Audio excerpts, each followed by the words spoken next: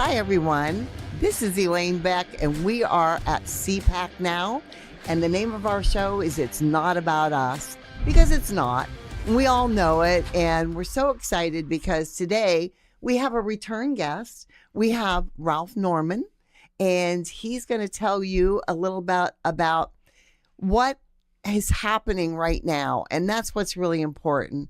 We're here to try and express the good things that are happening. And I think one of the best things that's happened recently was how 20 people stood together to change things in the house. And I just think that's amazing. I was behind you guys praying like mad, yelling hooray every time it didn't pass till things were settled. And Ralph, you were a big part of that. And I, for one, will tell you, for many other people, how proud we are of all 20 of you. I think it's amazing. Well, thank you, Elaine. It was a point in time that we had to do, and we took a lot of errors with it. As you know, when it hadn't been since 1923 that this has happened, where a speaker's vote went to, I think in 1923 it was either 7 or 9 votes. It took 15 this time. I know. But the things that we were able to accomplish, we had, and I knew we were right from beginning, because a speaker is the most powerful position in Congress today, I would argue. Right. Not just in the House of Representatives. It's third in line for president. Absolutely. And it was a time to let our voices be heard in a good way. And the things that we accomplished, and I give credit to all of the 20, a lot of them were freshmen who risked committee assignments. They risked being demonized by the press. We were called traitors. And the good news is we just didn't care. We knew we knew the goal was a better America. Right. And the only way you do that is put things in place, and it will unfold as the year, as we get on the House floor and debate different issues. What's happening with this administration is not good. Oh, no. We've got to reverse course, and in a good way, I think we can make change. Having these rule changes, having a speaker who we're all in favor of McCarthy now. I'm behind him 100%. Right. And he's done everything he said. So I'm ready to get to work, and I'm ready to put this country on a trajectory of success. Well, I can tell you this, that everybody that I've spoken to has said the same thing. And if you would have been with us, we were at an event, and there was hundreds of us there, and we were all talking, and we all were like, hang in there, guys. We really need this. But the best part of it to me is I think you set a precedence that is going to be far-reaching for years to come. And that is that there's a difference between saying a fervent no, and meaning I don't like it, I'm not going to vote for you no matter what, or saying a no and saying, but if you're willing to back what the needs are of the country and the people, and these are what they are, then we can vote for you. Then we can make things better. And I think that's amazing. I'm actually hearing down the road in the grapevine that there's some other organizations that saw what you did and went, okay, maybe we don't like the way, and we'll just say Bob is running something, but here we are. Maybe if Bob would agree to this, this, and this, we could all get along better, and we'd all be in agreement on where things could be. And I think that's beautiful.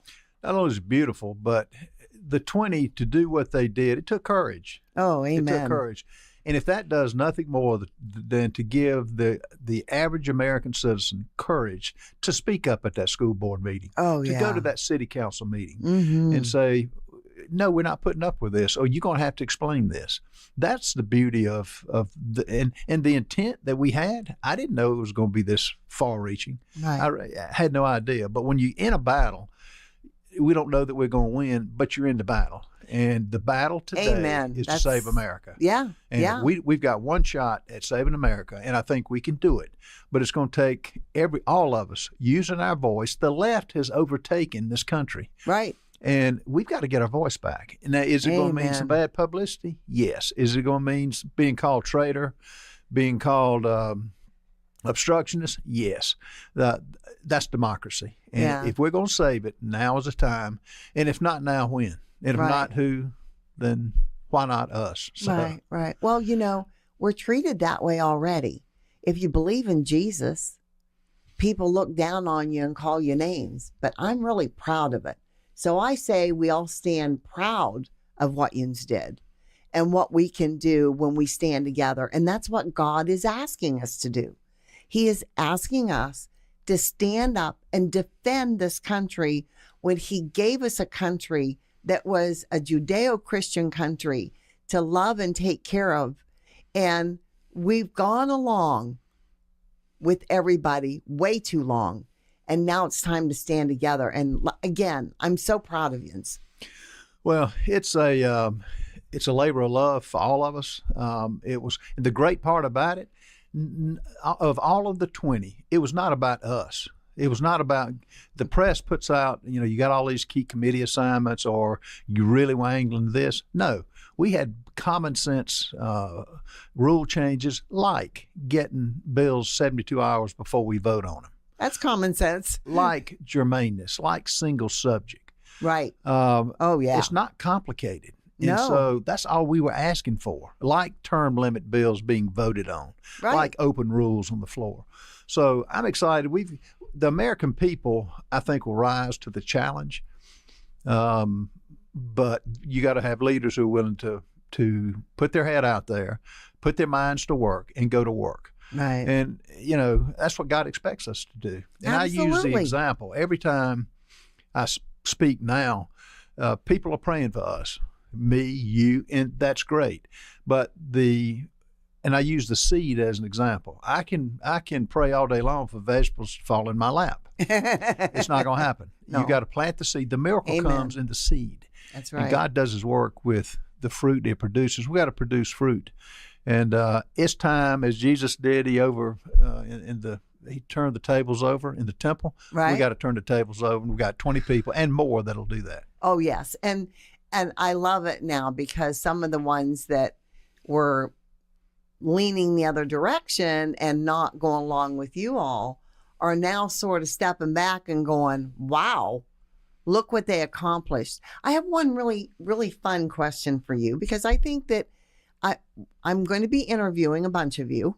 Praise Jesus. I have that opportunity. And so my question to you, of all the things that you stood for, which one of them that passed is the most important to you? By far, budget. Economic security is national security. Right. We can't continue on a path of destruction which leads to bankruptcy if we keep spending. The cancer in America today is overspending. Absolutely. Government has gotten way too intertwined over control of our lives. I'm having meetings now in my hometown, and I urge all of you listeners to do the same. Mm-hmm. Get a group together.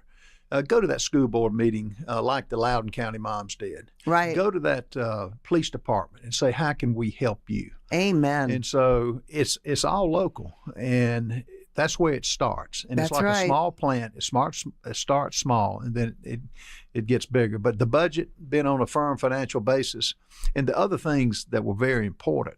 But it starts with, if you're bankrupt, you can't fund the military. Right. If you're bankrupt, you can't fund Social Security. No. Medicaid, Medicare. Mm-hmm. That was my original ask to begin with. Right. And when I was told, no, we weren't going to do that. We're going to go on another 20-year budget. I said, that's it. I'm done. Right. That's it. That's the line in the sand. Right. That's when me and 4 others said, we're just not doing this. Right. And let the chips fall where they may. Right. Well, I think it's wonderful. I know that, the truth of the matter is there's always going to be daggers thrown our way when we stand up for right. It's something that we put ourselves in that position in many ways.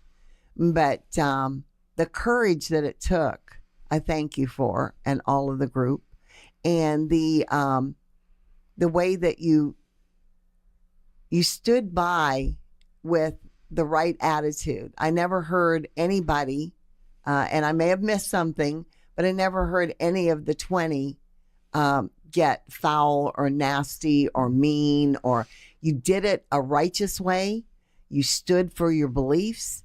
And I'm like you. I'm very grateful that Kevin McCarthy is now going, living up to those promises and that.